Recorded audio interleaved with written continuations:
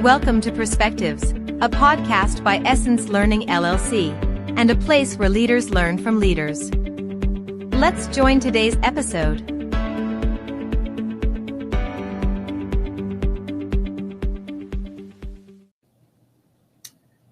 Hello everyone. Welcome to Perspectives. I'm so glad you decided to join us today. Equitable education is our topic today, and we have a host of professional guests here to share on that topic. We have Dr. Jeannie Murphy, we have James Jacobs, Dr. Nicole Lewis, and Kenitra Heights, and each of them bring a perspective from either the business, from education, from their own personal experience around equitable education. So I've asked them to share their perspectives on this conversation. We've about a year ago, I think we've had perspectives, which kind of started this conversation, and it has continued. And so today we want to continue that conversation and really talk about the definition of equitable education and how it really is impacting our youth today. So I'm going to read what our producers are giving us in terms of what the definition is of equitable education. Equitable education as the pursuit of creating an educational system that caters to students of all kinds and develops their educational experience accordingly. So this means that no matter what the student's background or language, race, economic profile, their gender, their learning capabilities, their disabilities, or their family history, this means that that student should have every opportunity to have support and resources that are available to them. So that's why we pulled together this group of professionals from DE+I world, from higher education, from K-12, so that we could talk about education and the impact it's having on our communities. So I'm going to take a few minutes and let each one of you introduce yourselves, tell a little bit about yourself, and then we'll get started on talking about why is equity education important. We'll start with that. So let's start with you, Dr. Nicole Lewis. I think this is your first time with us as a podcast, so we'll give our first-time guests an opportunity to introduce themselves. Everybody else has got an old hat, been around a while. So welcome. Thank you so much, and I'm very honored to be a part of the podcast today. My name is Nicole Lewis. A little bit about myself is I am an educator. I work in K-12 education. I'm also an adjunct professor. Part of my role is supporting principals as they support their leadership team and the rest of their campuses as well. I also do some consultant work with leaders who are principal supervisors, who are in superintendent positions, mostly also in K-12 as well. Awesome. Thank you so much for that. James, while we're in the studio, let's go to you. Thank you for the opportunity to be on your podcast today. My name is James Jacobs. I'm the owner-operator of Your Life Media Marketing, but I also have a nonprofit called Reaching Houston, and we do a lot of STEM programming and stuff for youth. And so we educate youth, particularly in underserved communities, providing them a way of being educated outside the K through 12, regular school time. And so I'm happy to be here. Well, glad to have you. Thank you for that. Dr. Murphy. Hello, thank you for having me on the podcast today. I'm Jeannie Murphy, and I'm excited to be here. I have experience in higher education for at least 18 years and also experience at the K-12 level as well. I love to present at different conferences and seminars, facilitate and train. Thank you so much for having me today. Thank you for being here. And then our Essence Learning Kiki. Hello, everybody in the audience out there. I am Kenitra Heights, but I do go by Kiki in case anyone hears that name and wonder who that person is. It's still me. I actually started out my career as a 8th grade teacher, and I taught speech, debate, and theater as well before I transferred over into corporate America. Currently, I am a diversity, equity, and inclusion director for a food manufacturing facility, as well as a board of director for the San Antonio LGBT Chamber of Commerce. So I'm happy to be here today. So as you see, audience, we have a plethora of experience, a wide range of talent that's in subject matter expertise. So I want to just jump into the first question. Why is equity in education important? What is that all about? Can I explain how it works and why it's important? I think equity in education is the difference between a child getting its proper education and between one that's not. And as we know, things in the world are not created equal or fair. And we have children who are out there who are being left behind in their education journey because the system is not created fairly for students, especially those who are underserved and underrepresented in areas, inner city children as well. They suffer from getting an education because there's no equity in the way that they find teachers, or the way that teachers are trained, in the way that the laws are created as well. You know, we have Nickelby, which is No Child Left Behind, but does everyone really follow it to its intents and purposes as well? And then not to mention the unequitable ways that teachers are treated, as well as the way that some of them also teach their students as well. So I think you have like two lines. You have those who get the proper education they need and those who don't. Wow. Okay. That's a mouthful. And I took some notes, so I'm going to do some follow-on questions to that, Kiki, but I want to give everyone else a little time to talk about, in their opinion, what is equity and why is it important in the education system? I'll share kind of an analogy here. When I think about equity, I usually think about, if you go to the hospital, if you have 4 people who go to the hospital, one has, let's say, a cut and a bruise, one has a broken arm, maybe somebody else fell off their bike and they had a head injury and somebody else had something else. If you walk into a hospital, if everybody received a pack of ice, that's not going to help all of those 4 people that I just described, right? Mm-hmm. But equity in education is saying this person who has a cut and a bruise, maybe they need a pack of ice and a Band-Aid.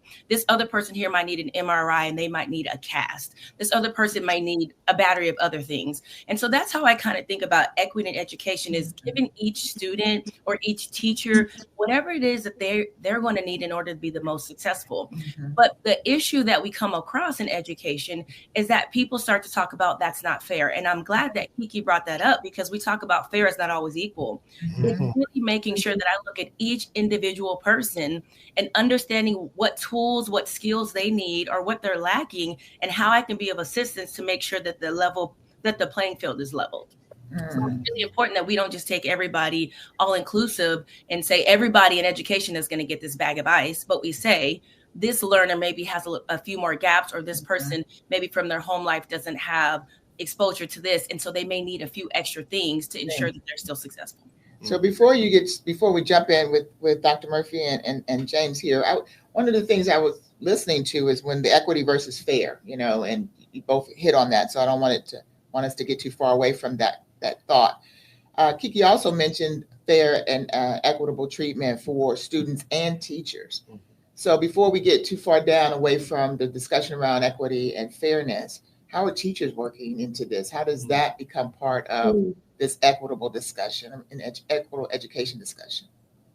How do teachers fall into this? I mean, we kind of see students from disparate backgrounds or families, and how do teachers fall? I don't mind chiming in again on that part. When it comes to teachers, what we see, at least in K-12, are some of the underserved population. Those schools really don't have, sometimes they lack qualified teachers. And sometimes you have teachers who are very qualified, but maybe aren't getting paid as much. And so this goes into a whole different topic of, should people be paid more to work with underserved population and students who are going to require a little bit more assistance? But a lot of times the teachers in schools with those populations don't have the same access to the resources that you may see in some of the more affluent schools. They don't have the same funding. They don't have the same programming, maybe even the same technology. And so teachers are still trying to meet the needs of students with less resources, sometimes with less pay as well. And that includes the principals and the leaders of those campuses too. So as we hear this, audience, and we start to think about equity, and we're talking more, less about race and gender, even those things come into play, or where you're from, but those things play into how do we have those resources, and where do those resources come from? Do we have the funding, and do we have the right tools for the right needs within that school? So I don't want to get too far into that, but I just want to make sure we hear that. So let's go ahead, James. Go ahead and talk to us about the value of equity and why it's important in equity education. So this topic can be so big. I mean, there's so many parts to this thing, because and it's, some parts I'm hearing, but the biggest thing I'm hearing for me when I think of equality or equitable, I think of lack of resources, lack of access.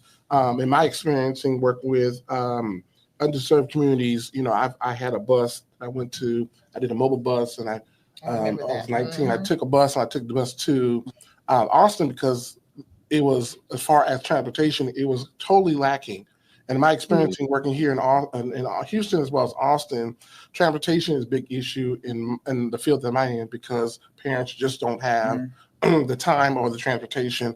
And when I think of that, I think of barriers. There's many barriers to not just students, but also, like she said, to our teachers on why we can't really kind of disperse equally all the resources to everyone. And I love how you said it's not about race all the time. It's about really making sure that everybody, every student, every teacher get what they need so they can be successful at the end of the day. And so in my experiencing, I see a lot of lack of resources in both sides. And so the question is, how do we be able to make sure everyone get what they need so they can be successful? And so when I think of that, those are things, again, transportation, but then she spoke to the part of limited technology. That is so big today. We're living in a world where technology is running so fast, it's not even funny. I'm a technology geek, and we're in VR, AR. And the question is, okay, how do we get there when I'm going in schools right now and they still got VJs and all these things that are not connected to the current technology? So just a lot of barriers that I'm seeing. And so, was that English that you just did? Was that English? VJ. You see what I'm saying? There goes the barrier again. There's a barrier right there. So again, there's a lot of education that has to happen for both students and teachers to make sure that there is equitable to everyone. And again, it's not always about races, making sure everybody gets what they need, again, to be successful. And where we're starting from, because obviously if I were to get into this conversation, I'd have to start a little further back so I can even understand all the changes and the experiences. And I've been out of school for so long.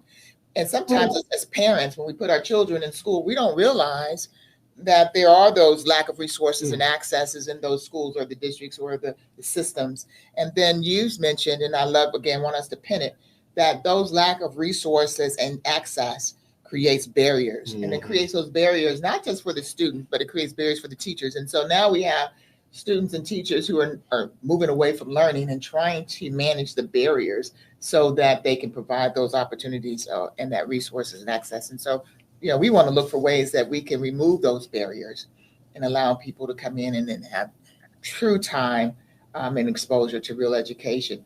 All right, we've heard from Kiki, we've heard from Dr. Lewis, and we've heard from James in the studio. It's all up to you, Dr. Murphy. Tell us about equity, education, and why it's important from your perspective. Great conversation so far. And I wanted to piggyback on some of the points that everyone has shared so far in regards to barriers and things that we can do to remove those barriers. And when it comes to equity and how we define equity, we talked about the student experience from the faculty side. I would like to add kindly that advocacy is important when it comes to defining and looking at equity. And when the advocacy piece varies and the advocacy resources varies, we see that there is an imbalance. And when I think of advocacy, when I talk about advocacy, it's who the persons are in the front line, pushing forward for the access, for the funding, for the brand recognition, to have a seat at the table. But more importantly, who is behind the closed doors, having the important conversations from a legislative perspective, and also looking at the true decision makers when it comes to restoring that balance. So I think it's critical for us today to include the comment about advocacy and what we can do as leaders within our spaces, and also take from our personal experiences that phenomenological piece to bring back in the workspace and also in the community. And so again, we heard from the speakers today about students and about faculty, but I also want to bring in community.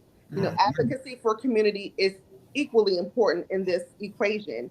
And so to ensure that the community is well represented and the community has a voice is going to help us redefine what equity looks like, because as the good doctor said, it looks different for everyone. And it should be very situational, and it should be applicable to the group that is being served. That's powerful. We brought it full circle here, and I think we've all hit. Thank you for that. Hit with every reason why it's important, why we have to think about equitable education for our students as well as our teachers. And so when we think about that, I'm going to throw this out to you all to share. You know, we talked about race not being the only issue there, but we also have to recognize and be cognizant of the fact that that students of colors are often concentrated in places where there are fewer resources. And to your point, James, that creates those barriers. Now, that's not to indicate that that's not the only place where we have underrepresented or underserved students. So when we think about those underserved students, how can educators and community leaders, as Jeannie was bringing up, how can they advocate? How can they serve? How can they help from grade school all the way up through higher education and universities? Because we talked a lot about K-12, but we also know that these barriers can be found all the way through for many students and teachers. So let's talk about how can we help our community and our educators and people that are making decisions, help them understand how they can help create a more equitable education, either by systems or policies and practices. What are some of the things that they can do? I would like to, I know I just answered the Go ahead. No, I would please like do. to share. I think it can begin with training. And it is critical for the training to happen as an ongoing opportunity for all stakeholders in the process when it comes to equitable education. I know that Essence Learning has several training modules that can assist with training business professionals, small business owners, and of course the community. But I want to take it back to the important factor of bias. And we cannot exclude the biases that exist when it comes to perceptions, to personal experiences, and just the way that roles are defined in spaces of importance. And I think when we're able to self-reflect and be very transparent, to come to the table and initially to share that there may be some biases there because it could be a lack of understanding, that is when the training is important. So as we have even Kiki's here today as a DE+I professional, to go back and DE+I and equity and access, to have all of those elements presented to ensure that training happens all of the time in different modalities, whether in person, totally online, or hybrid, and that it's a lifelong learning opportunity for, again, all of the stakeholders involved in the process to be retooled. A continuous learning on how to recognize and manage those biases that get in the way.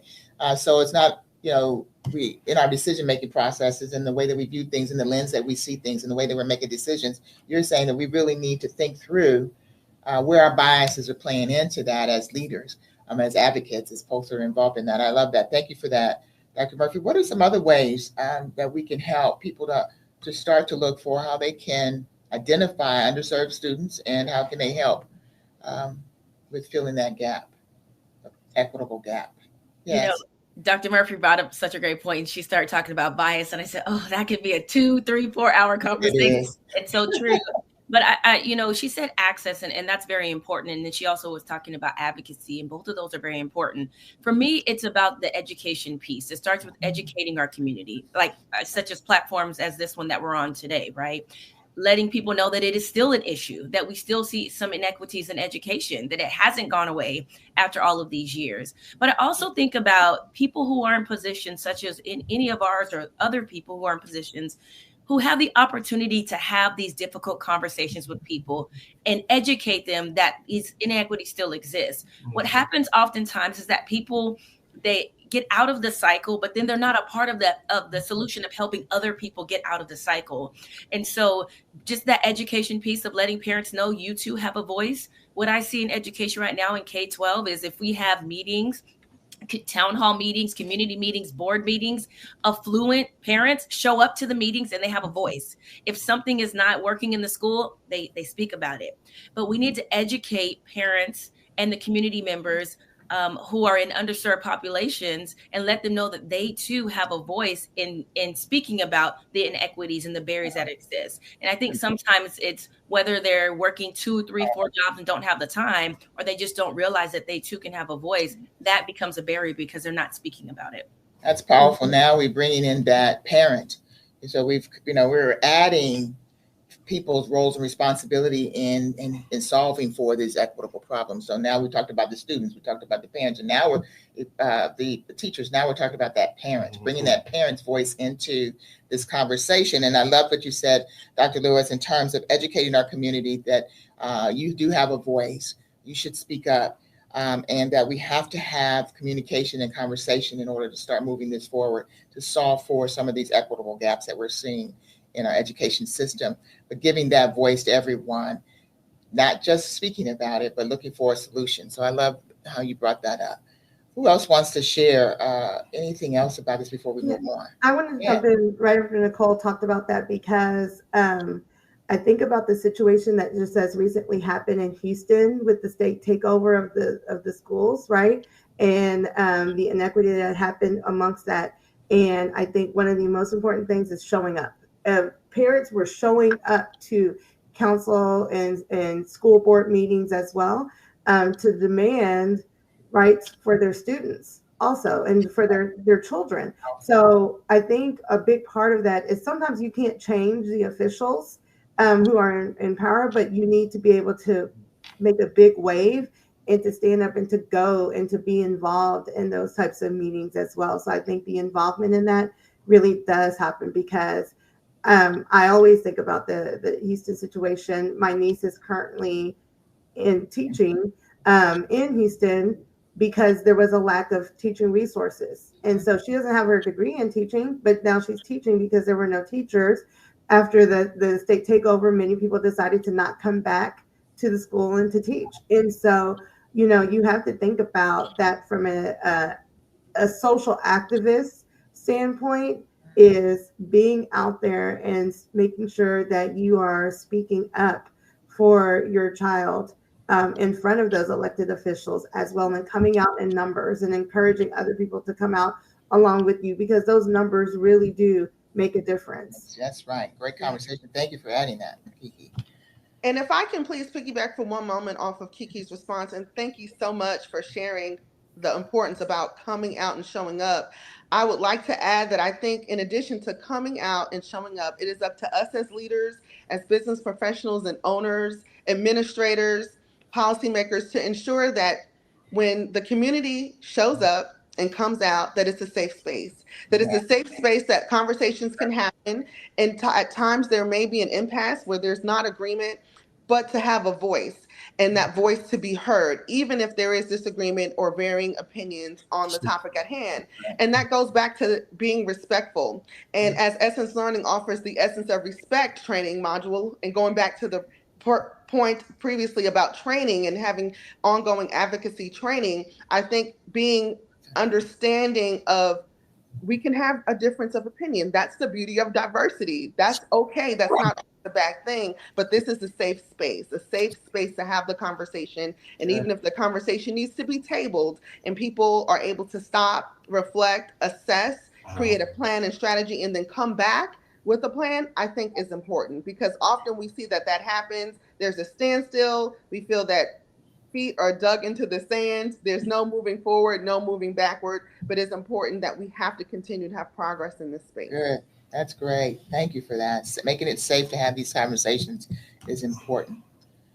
Anything to add to that before I know we're short on time, but I don't want to cut you off. No, this has been great. Yeah. I think you all said some amazing things about working into school and being a part as parents. I'm a parent, and being involved in showing up and having a voice.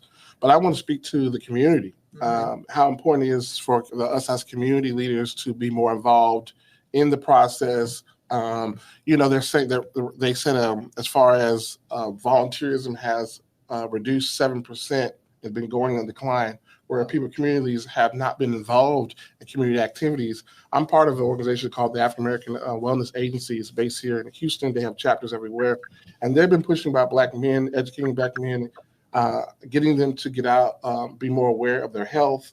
And so I think organizations and things like that are very important to educating kids, not just in the school, but even after school. And I think that's important because I was raised in a community where education didn't end at 2:35. It continued on. Even in church, it continued on. Even in our extracurricular activities, education continued on. And so it's important that our community leaders continue on to being a part of and creating different opportunities for education as part of the Boys and Girls Club after school program, as part of many other stuff that was going on in the community. And it continues to educate. And I can see a lot of our young people want to be involved in stuff even after school. And I think that's very much important to education. It's beyond just in the school, but we got to continue after school. And so I encourage you leaders that are watching that are doing things or maybe have stopped doing things in the community to pick it back up because you're part of the process of education for our students. Yeah. And I want to add to what James was saying, because you're so spot on when you talk about like the community involvement, because I think about there are programs that are not in school that need to be, but they're not there. But there's a lot of community programs developed to help support those missing in action programs as well. I volunteer a lot with the Lemonade Circle, which focuses on young Black women in STEM, right? And because that's an open area of need as well. And a lot of high schools don't have those STEM programs or even encourage other people to be involved in those kind of programs. So I couldn't agree more about the community aspect and being involved in those groups, because what we're also seeing now is a lot of the students are starting to stand up for themselves. They're going to board meetings and they're making it known of what they want as well. So I think helping that part and combining what Jeannie said about the education in the community, all of that together helps with the bringing in that equitable part of education. Powerful discussion. That's a powerful discussion. Thank you all so much. Before we end, there are a lot of our listeners are coming from different organizations. And so I don't want to not talk about, or at least spend some time sharing, how does this equity gap in the education, whether it's the continued education in the schools, outside the schools, how does that gap affect our workforce? How are organizations impacted by this education gap? Just quickly share that. So I don't want us to walk away saying, oh, that's not my problem. This is hitting, you all have hit every aspect from communities to the education system itself, to us personally as parents and who have students. And now, beyond our communities, it's going to impact the organizations. Share how that happens. Anybody just jump in. I'll share really briefly. In short, it really just keeps the cycle going. And if we start at the youngest levels, go all the way K-12, they leave schools, and because they've had watered down curriculum, because they haven't had inequities, then they're not post-secondary ready, whether that be even in the job field or if it's some kind of career field, or if it's going into college, whatever they may choose, whatever path. And because of that, then they're taking jobs for less money. And then it just continues the cycle. And then so they're not able to then advocate at higher levels or in the highest levels in different positions to be able to help other students. And so it just continues this cycle. Yes. That's a great point, Dr. Lewis. I would like to add also, specifically looking at the workforce and from a recruitment and attraction, a recruitment and retention perspective, I think it's important for the workforce to consider reevaluating how job descriptions are written, with understanding that there is inequities in education, and that I remember years ago, it would be a minimum of a GED, a bachelor's degree, and just several layers of education or certifications. To the point that Mr. James shared this morning, there's technology that's equally marketable and applicable in the workspace that may differ from the traditional 2-4-year degree. And so I think it's important for the recruiters and the talent searches to include those elements of other learning opportunities and other community type interests that can speak to and be as equitable of value. Yeah, transferable skills. It may not be in education, but it's in something else. Absolutely. Perfect points. Anything else to add before Our producers is telling us we gotta go, guys, but I really don't want to cut us short.